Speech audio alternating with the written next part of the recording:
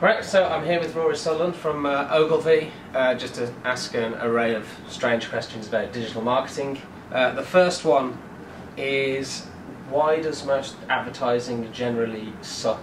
I've got my own theory about this, is that most creative people are writing songs, movies, books, so we don't get the top talent within our industry.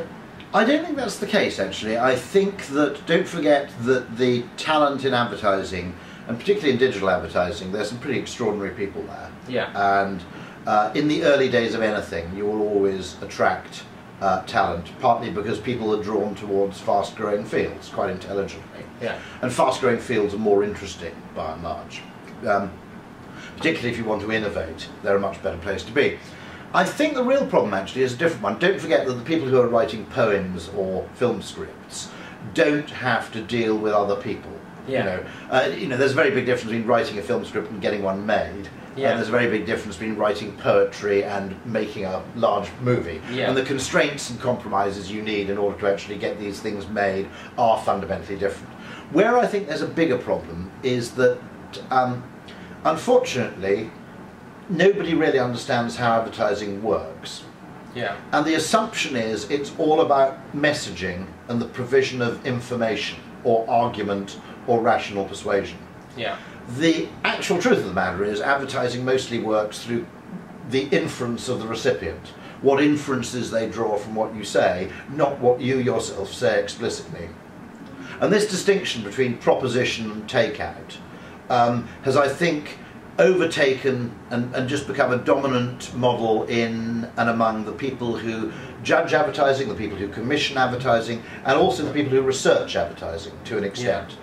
And if you think about it, it's all about, does this single-minded message that we have decided on in advance get absorbed and understood by the people who watch it?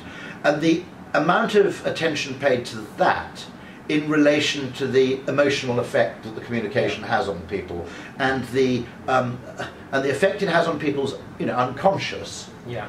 The ratio of attention of those two things is completely out of whack, and that's really the problem. Yeah, Dave Trott said that we're hit with around 1,000 messages per day, and whenever he asks an audience, how many do you remember, only a few hands go up, and how many do you remember positively, even less, go up. We remember, in fairness, we remember more than we remember. In defence of ineffective advertising, which may seem a very strange thing to say. Yeah.